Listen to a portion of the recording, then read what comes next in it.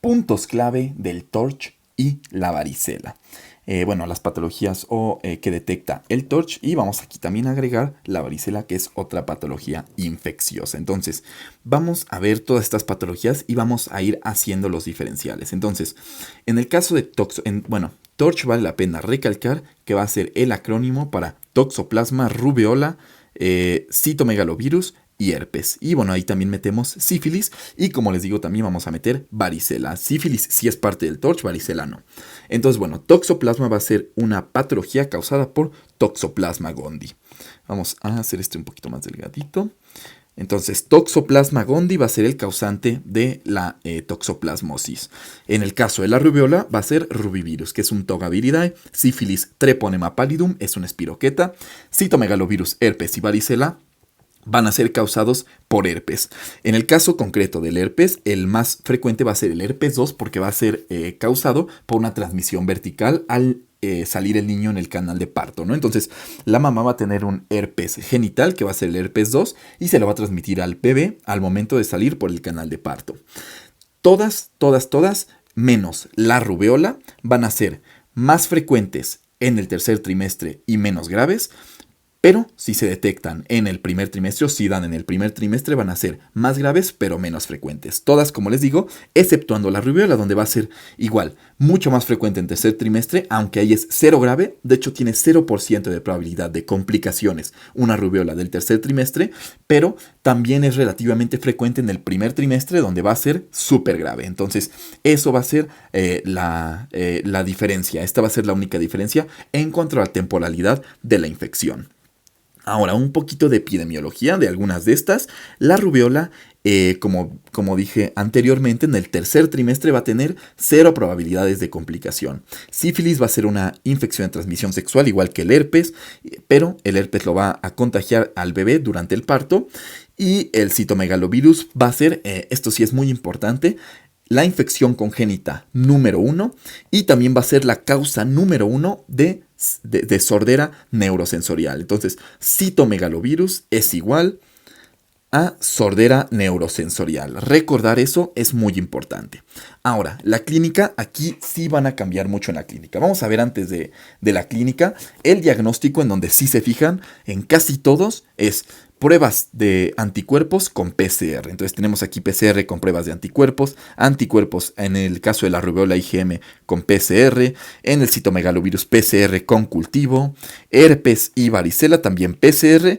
Y bueno, en el caso del herpes concreto, raspado vesicular. El único en el que va a cambiar el diagnóstico es en el sífilis, donde podemos hacer una radiografía en donde vamos a visualizar el signo de Weinberger, osteitis, también podemos visualizar lesiones a huesos largos, lo cual ya nos va hablando un poco de la clínica, porque la sífilis va a relacionarse mucho con patologías óseas, ¿no? Sobre todo óseas, dientes, como vimos aquí, huesos largos, etc. En sífilis también vamos a tener pruebas treponémicas y no treponémicas. BDRL va a ser la más sensible, es una prueba no treponémica, y en caso de que esta salga positiva, vamos a hacer ya una prueba treponémica, que va a ser FTA-ABS, que va a ser la más específica. Entonces tenemos que realizar primero BDRL, sale positiva, hacemos FTA-ABS para confirmar que es una sífilis por Treponema pallidum. Y bueno, el gold standard en sífilis va a ser la microscopía de campo oscuro, en donde tenemos que visualizar la espiroqueta. Ahora sí pasamos a la clínica, donde sí cambian todas. Entonces, en el caso de la toxoplasma vamos a tener la tetrada de Sabin, como la vacuna. Tetrada de Sabin, toxoplasmosis, en donde vamos a tener hidrocefalia, convulsiones, corioretinitis, y también vamos a tener calcificaciones intracraneales. Entonces, calcificaciones intracraneales. Recordar eso es muy importante, porque tenemos otra patología que causa calcificaciones.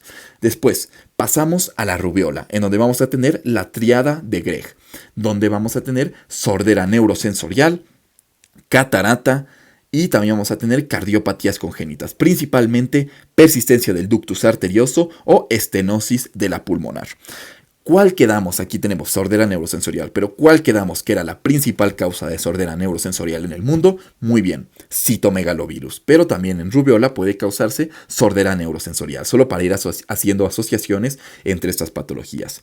En sífilis, la clínica es mucho más compleja porque vamos a tener una tríada temprana y una tríada tardía o tríada de Hutchinson. Entonces, en la tríada temprana vamos a tener lesiones vesículo-bulbulosas, pues sí, como en la sífilis, ¿no? Rinitis alérgica y hepatoesplenomegalia. Y bueno, también podemos tener disminución de plaquetas y hemólisis, que va a ser pues una parte también de esta clínica. Y en el caso de la tríada tardía o tríada de Hutchinson vamos a tener queratitis intersticial, sordera neurosensorial también. Entonces ya tenemos rubeola, sífilis y citomegalovirus que causan sordera neurosensorial, pero lo característico de la sífilis son las alteraciones dentales o dientes de Hutchinson, como la tríada, y también la articulación de Clotton. Entonces aquí vemos que la sífilis está causando alteraciones, sobre todo en los huesos, ¿no? Entonces por eso es que en la sífilis podemos hacer radiografías. Pasamos ahora a la clínica del citomegalovirus, en donde vamos a tener la crónico CMV, ¿no? Entonces, corioretinitis, microcefalia y calcificaciones periventriculares. Entonces también nos podemos acordar que C y B es calcificaciones ventriculares y solo le metemos ahí un periventriculares. Entonces, calcificaciones periventriculares va a ser lo característico en citomegalovirus y aquí es como podemos hacer la diferenciación en cuanto a calcificaciones, en cuanto a toxoplasma, que son intracraneales diseminadas, y en citomegalovirus, que son calcificaciones periventriculares. Entonces, muy importante hacer esa diferenciación. En el caso del herpes tenemos la nemotecnia coca, que va a ser corioretinitis, catarata y anencefalia, o también puede ser microcefalia, y pues también las lesiones típicas del herpes, ¿no? Vesículas diseminadas.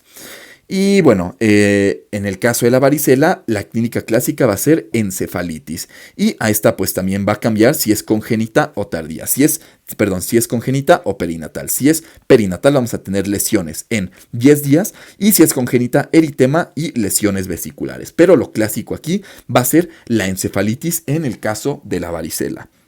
Pasamos al tratamiento. En el caso de la toxoplasma va a ser pirimetamina, al cual le vamos a asociar sulfadiazina y ácido fólmico.